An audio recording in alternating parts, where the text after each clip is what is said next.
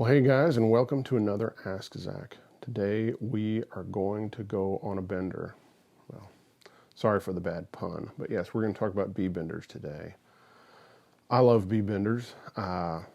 First time I saw a B-bender or learned about a B-bender was watching an Albert Lee Starlix video, and he had a Phil Kubicki Tele with a Dave Evans Pullstring on it.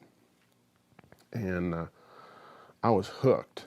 And from there I bought Ricky Skaggs' Live from London album, and on the cover he had this incredible looking purple, Telecaster with binding on it and with full, incredibly flamed maple neck. And it was actually a Glaser made Tele with a Glaser B-Bender, and of course there was B-Bender work all over that album.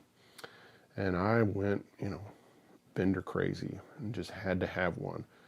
And finally I saved up my money, and I had purchased a James Burton Telecaster, the one that was the black and gold paisley with the 3 lace sensor pickups. And I sent it to Joe Glaser and had a bender put on it, and that was kind of the beginning. That was when the sickness really took hold. Let's do a little bit of history though, where the B-bender kind of comes from. I think there's kind of a couple of kind of gaps in most people's history of B-benders. First off, it doesn't start with Clarence and Gene, with the Parsons White B-bender. There were earlier benders. They might not have been as sophisticated, but probably the crudest would have been Carl Perkins on his Epiphone Switchmaster type guitar. He had a lever on the headstock, and he was able to pull up the B string a whole step. But of course, you were limited by having to be, your hand had to be near the headstock to utilize it. Probably the very ingenious mechanism that a lot of people aren't aware of, and yet were used by a couple of major players in Nashville, and that's a bender mechanism made by Dean Porter. So Dean was a Nashville guy, and he was a tinkerer, and he convinced 2 of the top A-team session guys in Nashville to let him modify their 335 type guitars. So both the guitars had Bigsby's on them, and one was owned by Jerry Kennedy, and the other one was owned by Grady Martin. I mean, those were like, besides Hank Garland, I mean, those were 2 of the biggest guys in Nashville at that point. And so Jerry Kennedy had a 61 335, and Grady had a red 355. And Dean installed a bender that mounted on the Tune-o-matic bridge and had a little lever, and so that's how you could operate the B-bender. And then it also had a mechanism that came around, and you would push down on your arm on it, and that dropped the high E string down a whole step. So, and that was in the early 60s. So this is, again, pre-Clarence and Gene. If you want to learn more about the Jerry Kennedy guitar, you can watch my Truetone Lounge interview with his son, Gordon Kennedy. And of course, Gordon Kennedy is a huge guitar player and songwriter and great guy, and he kind of goes in depth and actually has the guitar in the video and plays it, and you can see the different mechanisms. So, of course, next you get to Clarence White, and you get the whole story about him, wanting to do some kind of harmonic chime lick and wishing he had a third hand. And Gene takes some steel guitar parts and some parts from a hardware store and makes this bender. Well, the original Clarence White bender and what becomes known later as the Parsons White bender, they're very different in construction. First off, the original Clarence White guitar has an actual steel guitar finger. So the string kind of comes across it like this, and if this is the top of the guitar, it kind of moves like this, and that's how it bends the string. So now the later Parsons White, if this is the top of the guitar, it's a hub like this, and it turns like this. Okay? So that's because the original B-Bender was a steel guitar finger, and just like what you'd see on a pedal steel guitar. Also, you had the mechanism a lot of it was outside of the guitar, which necessitated a shell that was on the back of the guitar, which made the Telecaster look a lot thicker. It looked almost like the thickness of an acoustic guitar. So, of course, you have the first one is Clarence's. Then another great player and friend of Clarence White's, Bob Warford, he wanted to have a Bender, and so Clarence let him borrow the guitar, and he and his father got the parts and figured it out and copied it.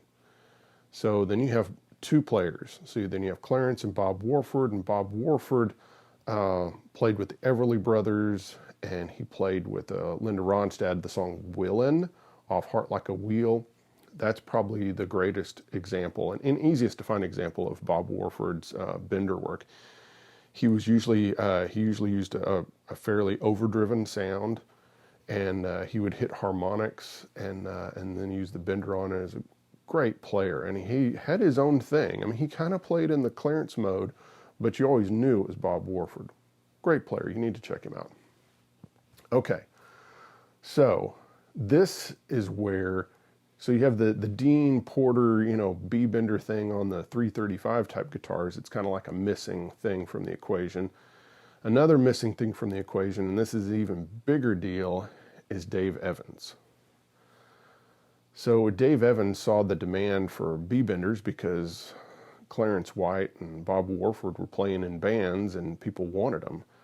And so he developed a Bender with Gene Parsons' permission. He developed a Bender that was inside the body. And so this is where you start getting where that big kind of L-shaped route on the back of the guitar and with the big plate. And you get the hub, that instead of doing like this on top of the guitar, you get where it's doing like this on top of the guitar. And the hub on the Dave Evans was rectangular, and it said Pullstring on it. And his Bender was adjustable for throw, so you could have it as short, medium, or long throw depending on where you moved the adjustments. I know this because I had one at one point. I had a vintage one. And of course you could also adjust the tension, how hard you had to push down on it. And that was a big deal. So all of a sudden the guitar didn't have to have this extra shell on it, and it was all in the guitar. So who were some famous guys that used Evans Benders? Well, the most famous would be Bernie Leadon, playing with the Eagles, Peaceful Easy Feeling, all those Eagles tracks with a B-Bender was an Evans Pullstring that he had put in one of his Telecasters. Now, what Evans tended to do was not put them in your Telecaster, but he would actually sell bodies that already had the Bender in it, and then you would put your own pickup and neck on it and hardware. So I mean, literally it was, and they were butcher block, so they're very identifiable. So this is what you see Albert Lee using in the 70s. He's, you see him with this butcher block body, and it's in the video for Sweet Little Lisa, where he's actually in the studio with Dave Edmunds and Huey Lewis, and that's what it is. It's a Dave Evans butcher block body with an Evans Pullstring on it. Also, Al Perkins used one a lot, and if you want to see that in action, you can look at my Truetone Lounge interview with Al Perkins, where he pulls that original guitar out and plays it. Let's see, Skunk Baxter had one. A number of cats had these butcher block pull strings, and I had one for a while, and I enjoyed it, but I didn't like the butcher block body. It was kind of heavy, and it was kind of bright, and so I ended up giving it to a friend, and then that friend actually loaned it to Dave Evans so that Dave Evans could start making Benders again a number of years ago. And so Dave Evans had lost all of his blueprints and everything, so he used this guitar that I had found, and he was able to reverse engineer and make Benders again for a while. So that's the story on that. So then after Evans, of course, then you get Gene Parsons actually making Benders, and his mechanism was similar to the Evans. which of course he had every right to because he was giving Evans permission to do benders in the first place. Then, kind of the next kind of leap forward is Joe Glaser. So while Joe Glaser was living out in California and playing pedal steel guitar in bands, he kind of got under the spell of B-benders, and he liked Clarence White and Bob Warford's playing. And so he hadn't seen their guitars, he just heard them, but he knew from playing pedal steel that they had some kind of mechanism. So he designed his own mechanism that had nothing to do with the Parsons White or the Evans Pullstring. And this is what I'm using today. This is a little steel guitar finger. And by doing this, you know, there's no big plate on the back. You know, the routing underneath here is about the size of my pinky. And then you have another route, take this off too, that's going from this end of the guitar to the other end, and you have a little bit of routing underneath the neck plate. So this is the adjustment for tuning right here, this little black knob thing. And so that way when you pull it, it has the stop is in the right place so that when you bend, when you push it down, it's in tune. And then on this end, there's a adjustment for the tension about how hard you have to push down. So to me, as much as I respect, and I've owned Parsons White and Evans Pullstrings and all those guys, and I respect them and love them, but I like this design because it preserves the integrity of the instrument. There's just something lost when you remove, 15% or more, 20% of the wood out of the body of a guitar. So there's just something that's lost. So I like this bender, and I've had this one since the mid-90s, and Joe has a new mechanism that's I'm hoping to check out at one point. I might have put on one of my other teles, but yeah, so that's kind of the history, and of course the Glaser mechanism is what you see Ricky Skaggs using and Steve Warner, in the 80s. Of course, Reggie Young had a double bender on his 69 Tele Custom, but didn't really use the benders very much. Let's see, who else? Jeff King had one of the first single G benders. Diamond Rio's Jimmy Olander had, of course, a double Glaser bender. Brad Paisley, of course, has used a bunch of the Glaser G benders, and also, of course, used McVeigh that are kind of similar to the Glaser mechanism. And yeah, Brett Mason has a Glaser B-Bender. So yeah, so that's kind of the deal with that, and they're fun. And yeah, so then here's a couple, kind of basic, kind of bender licks and things you can do. Of course, you have this, kind of the most common, bender move is this, kind of A add 9, or I guess it'd be an A add 2, where you just, where you let the B bender pull up the B string a whole step to make a regular A chord like this.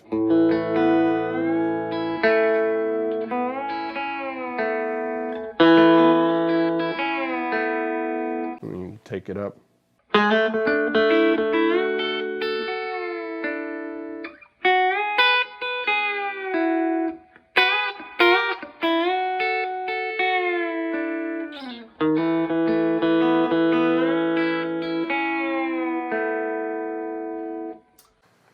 Then you have kind of like the quasi Ralph Mooney kind of thing where you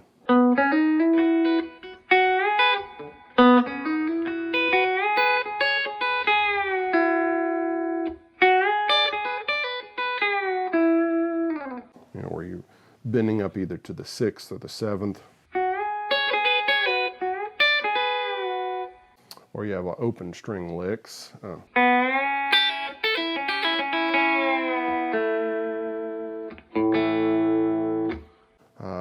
You have the kind of Albert Lee, Ricky Skaggs type licks, like you have the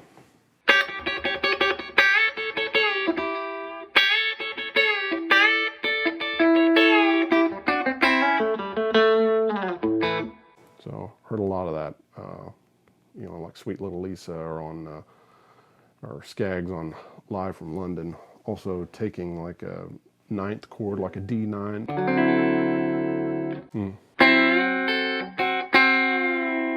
That's kind of a nice move. And then this other thing where you, it's also, it's kind of like playing, it's kind of like playing that. So that's, my first finger is covering an A on the D string and covering a D on the G string, and then you've got my third finger playing a G on the B string, and then a C on the high E string, and you get this kind of thing.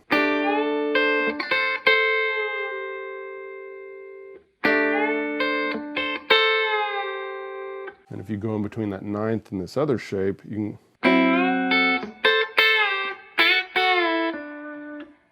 that's a nice move. You can get contrary motion bends, where you can start with the B-bender activated, and then you can lower it while you raise the G string, and you get this kind of thing.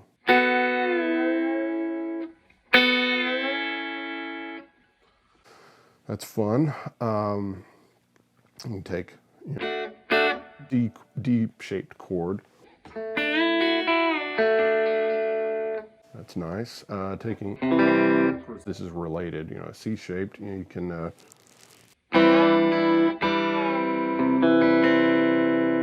if you hammer on your pinky onto this F note on the D string, you can kind of go in between a C and an F, you know, an F add 2 or add 9, whatever we want to call that.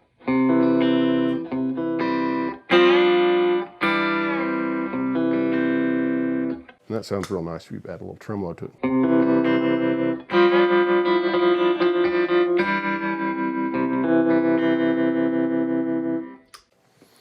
So those are some kind of basic bender licks to kind of get you started. And yeah, it's just fun to mess around with one and figure out ways to use it. You just kind of have to think flat on the B string and make sure that the note that it's going to bend up to is something that sounds good. So you know, well, let's say you just took like an A chord like this and you bend it up. Well, you're going to get a you know, you're going to get this E flat note in here, which is, you know, a flat 5.